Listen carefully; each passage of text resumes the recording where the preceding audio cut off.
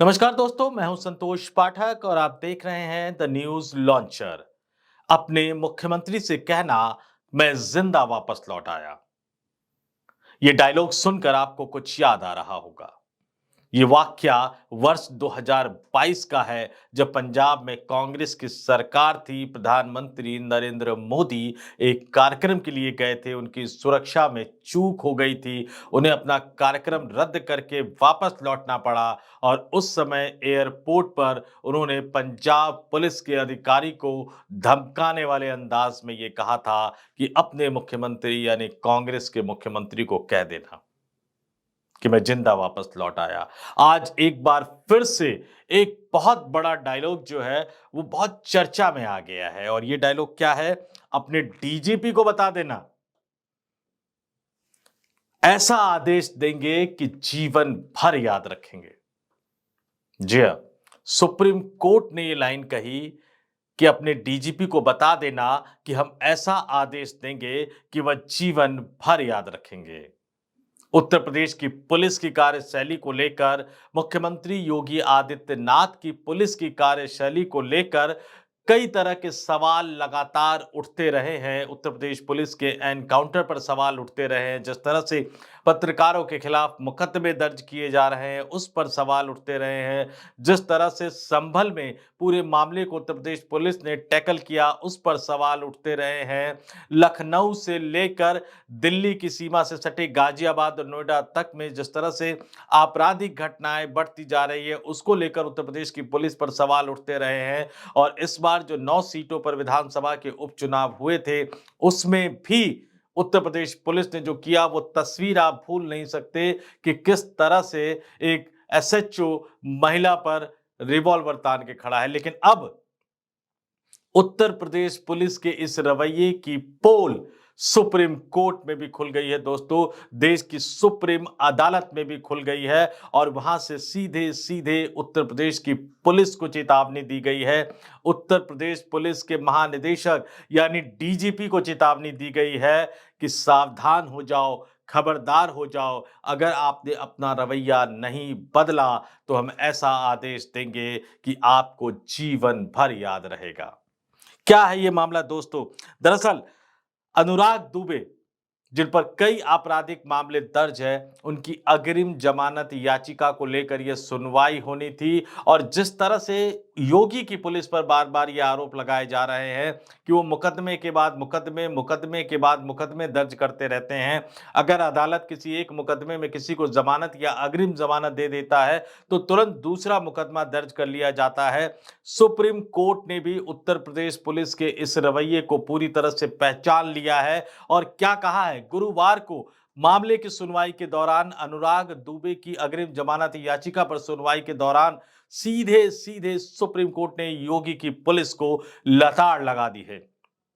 सीधे सीधे supreme court ने मुख्यमंत्री योगी आदित्यनाथ की उत्तर प्रदेश पुलिस को फटकार लगा दी है और यह कहा है कि उत्तर प्रदेश की पुलिस पावर को एंजॉय कर रही है, यानी सत्ता को एंजॉय कर रही है, पावर का लुत्फ उठा रही है, सत्ता की ताकत का इस्तेमाल कर रही है। अगर इसको दूसरे शब्दों में कहूं तो कहीं ना कहीं सत्ता के नशे में, ताकत के नशे में चूर चूर हो गई है उत्तर प्रदेश की पुलिस। सुप्रीम कोर्ट ने और क्या कहा दोस्तों? सुप्रीम कोर्ट ने यह भी कहा कि उत्तर प्रदेश की पुलिस को संवेदनशील बनाने की जरूरत है। उत्तर प्रदेश की पुलिस को यह बताने की जरूरत है कि कानून क्या है। ये तमाम तरह की बातें सुप्रीम कोर्ट ने सीधे सीधे उत्तर प्रदेश की पुलिस को लेकर, योगी आदित्यनाथ की पुलिस को लेकर कही है कि पावर को एंजॉय कर रहे हैं, संवेदनशील होने की जरूरत है। और उन्होंने ये भी कहा कि आप किसी व्यक्ति के खिलाफ कितने मामले दर्ज कर सकते हैं, आप अपने डीजीपी को बताएं कि हम ऐसा कड़ा आदेश जारी करेंगे कि वो जिंदगी भर याद रखेंगे। देखिए पूरा मामला क्या है दोस्तों, अब हम आपको इस पूरे मामले की जानकारी दे देते हैं। दरअसल अनुराग दुबे, गैंगस्टर भी कहा जाता है, कई तरह के मामले इस पर दर्ज हैं। इनकी अग्रिम जमानत अर्जी पर सुनवाई के दौरान सुप्रीम कोर्ट के जो जज हैं, जस्टिस सूर्यकांत, उन्होंने कहा कि अनुराग दुबे के खिलाफ पुलिस ने कई मामले दर्ज किए हैं और इसलिए वो गिरफ्तारी से बचने के लिए पुलिस के सामने पेश होने से डर रहे हैं, क्योंकि उनको यह डर है कि अगर वो पुलिस के सामने किसी मामले में पेश होंगे तो उनको तुरंत दूसरा कोई झूठा मामला दर्ज करके उनको गिरफ्तार कर लिया जाएगा। सीधा सीधा पूछा है कि आखिर आप इस तरह के कितने मामले दर्ज करोगे। सुप्रीम कोर्ट ने यह कहा है दोस्तों, इस फैसले को आप समझिए कि सुप्रीम कोर्ट भी यह मान रही है कि उत्तर प्रदेश की पुलिस लोगों को परेशान करने के लिए फर्जी मामले दर्ज करती है। जिन व्यक्तियों को, अपराधियों को, मैं यहां कहूंगा कि जिन पर अपराध के आरोप लगे हैं, उनको अदालत द्वारा राहत देने के बावजूद उनके खिलाफ सिर्फ इसलिए मामले दर्ज किए जाते हैं क्योंकि पुलिस को अपनी सुप्रीमेसी दिखानी है दोस्तों। पुलिस को अपना अधिकार दिखाना है, अपना पावर दिखाना है। और साफ साफ सुप्रीम कोर्ट ने कहा है कि अनुराग दुबे की गिरफ्तारी अग्रिम जमानत पर सुनवाई होने तक नहीं होनी चाहिए। और अगर पुलिस को लगता है कि किसी खास मामले में गिरफ्तारी जरूरी है तो इसके लिए कोर्ट की इजाजत लेनी होगी और कोर्ट को बताना होगा। सुनवाई के दौरान उत्तर प्रदेश सरकार की तरफ से जो वरिष्ठ अधिवक्ता, वरिष्ठ वकील राणा मुखर्जी पेश हुए थे, उन्होंने कहा कि कोर्ट के पिछले आदेश के बाद याचिकाकर्ता यानी अनुराग दुबे को नोटिस भेजा गया था, लेकिन वह जांच अधिकारी के सामने उपस्थित नहीं हुए और इसके बजाय उन्होंने एक हलफनामा भेज दिया।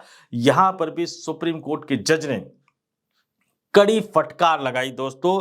यह सुनते ही जस्टिस कांत ने क्या कहा, उन्होंने कहा कि याचिकाकर्ता शायद इस डर में जी रहा है कि उत्तर प्रदेश पुलिस उनके खिलाफ एक और झूठा मामला दर्ज कर लेगी। सीधे सीधे सुप्रीम कोर्ट ने कहा कि वह पेश इसलिए होने से डर रहे हैं क्योंकि उनको पता है, उसे पता है कि आप एक और झूठा मामला दर्ज करेंगे और गिरफ्तार कर लेंगे। आप अपने डीजीपी को बता देना कि अगर वह उसको छुएंगे यानी दुबे को छुएंगे तो हम ऐसा कठोर आदेश पारित करेंगे कि उन्हें जीवन भर याद रहेगा। हर बार आप उनके खिलाफ एक नई एफआईआर लेकर आते हैं। अभियोजन पक्ष कितने मामलों को बरकरार रख सकता है? सुप्रीम कोर्ट ने सीधा सीधा एक आरोप ये भी लगा दिया है। मैं सुप्रीम कोर्ट के आरोप को आप कह सकते हैं कि इसका अपना एक वजूद है और ये उत्तर प्रदेश की पुलिस पर, योगी आदित्यनाथ की पुलिस पर एक बड़ा सवाल खड़ा कर देता है। सुप्रीम कोर्ट क्या कह रहा है? अभियोजन पक्ष कितने मामलों को बरकरार रख सकता है? जमीन हड़पने का आरोप लगाना बहुत आसान है। कोई व्यक्ति जिसने रजिस्टर्ड सेल डीड से खरीदा हो, आप उसे जमीन हड़पने वाला कहते हैं। क्या यह सिविल विवाद है या आपराधिक विवाद? सुप्रीम कोर्ट ने सीधा सीधा कहा कि उत्तर प्रदेश की पुलिस को हम बता देना चाहते हैं, उत्तर प्रदेश के डीजीपी को हम बता देना चाहते हैं कि पुलिस किस खतरनाक क्षेत्र में घुस गई है और वे इसका मजा ले रहे हैं।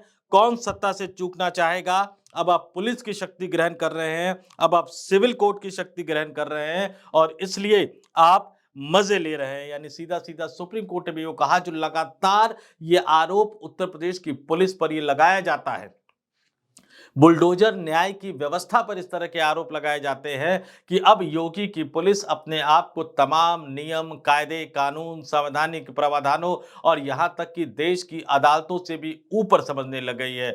कई फैसले आए, चाहे नेम प्लेट लगाने का मामला हो खान पान की दुकानों पर, या बुलडोजर जस्टिस की बात हो, एनकाउंटर का मामला हो, कई बार इस तरह की बातें कही गई कि उत्तर प्रदेश पुलिस एक तरह से बेलगाम हो गई है। और यहां सुप्रीम कोर्ट ने गुरुवार को सुनवाई के दौरान जिन तल्ख शब्दों में उत्तर प्रदेश की पुलिस को और खास तौर से उत्तर प्रदेश के डीजीपी को चेतावनी दी है, वह अपने आप में यह बताने के लिए काफी है कि यह मामला कितना गंभीर है, क्योंकि अब यह पूरा मामला सिर्फ विपक्षी दलों के आरोपों तक ही सीमित नहीं रह गया है। ये सुप्रीम कोर्ट भी कह रहा है कि उत्तर प्रदेश की पुलिस को संवेदनशील बनाने की जरूरत है, यानी सेंसिटिव बनाने की जरूरत है। अगर दूसरे शब्दों में कहा जाए तो उत्तर प्रदेश की पुलिस को यह बताने, यह समझाने की जरूरत है कि उनका दायरा कहां तक है और कहां तक उनको कानून के हिसाब से काम करना है, कहां तक वो जा सकते हैं। वो सुप्रीम कोर्ट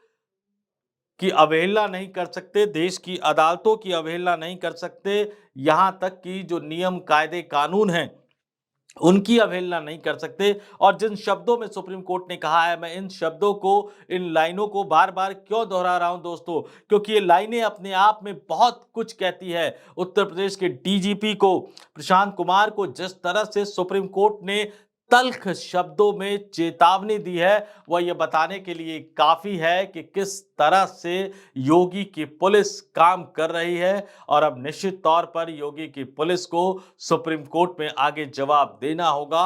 उनको अब अपनी कार्यप्रणाली से यह दिखाना होगा कि सुप्रीम कोर्ट ने जो इस बार फैसला दिया है वह उसको मानते हैं, क्योंकि अगर इस बार भी नाफरमानी यूपी पुलिस की तरफ से की जाएगी, उत्तर प्रदेश के डीजीपी की तरफ से की जाएगी, योगी आदित्यनाथ की पुलिस की तरफ से की जाएगी, तो सुप्रीम कोर्ट के तल्ख तेवर, सुप्रीम कोर्ट के कड़े तेवर यह बताने को तैयार है कि सुप्रीम कोर्ट इस मामले को बहुत हल्के में लेने नहीं जा रहा है दोस्तों। हालांकि एक बात यह भी है, हमें यह भी ध्यान रखना होगा कि सुप्रीम कोर्ट के जजों, मैं विथ ड्यू रिस्पेक्ट, पूरे सम्मान और आदर के साथ ये कहना चाहता हूं, सुप्रीम कोर्ट को भी अब यह समझना होगा कि उनका जो ऑब्जर्वेशन होता है, जो मौखिक टिप्पणी होती है, वो आदेश में भी उतनी सख्ती से नजर आना चाहिए। आखिर कब तक किसी राज्य की पुलिस को इतनी छूट दी जा सकती है कि वो तमाम नियम, कायदे, कानूनों को धत्ता बताते हुए अपने आप को ऊपर रखे, लाठी के बल पर लोगों को हाँकने की कोशिश करे, रिवॉल्वर और बंदूक के बल पर लोगों को हाँकने की कोशिश करे। कानून व्यवस्था को बनाए रखना, अपराधियों को रोकना निश्चित तौर पर पुलिस की जिम्मेदारी भी है, पुलिस का कर्तव्य भी है, लेकिन ये सब नियम, कायदे, कानून और अदालत के दायरों में होना चाहिए। एक लोकतांत्रिक देश और एक लोकतांत्रिक समझ की यही परिभाषा है। हम तो उम्मीद कर सकते हैं कि सुप्रीम कोर्ट की इस कड़ी फटकार के बाद अब शायद उत्तर प्रदेश की पुलिस को, उत्तर प्रदेश के डीजीपी को और उत्तर प्रदेश के मुखिया यानी मुख्यमंत्री योगी आदित्यनाथ को यह समझ आ जाए कि अब आपको कहां रुकना है, क्योंकि यह मामला बहुत गंभीर हो गया है दोस्तों। इस वीडियो में फिलहाल मुझे दीजिए इजाजत। नमस्कार।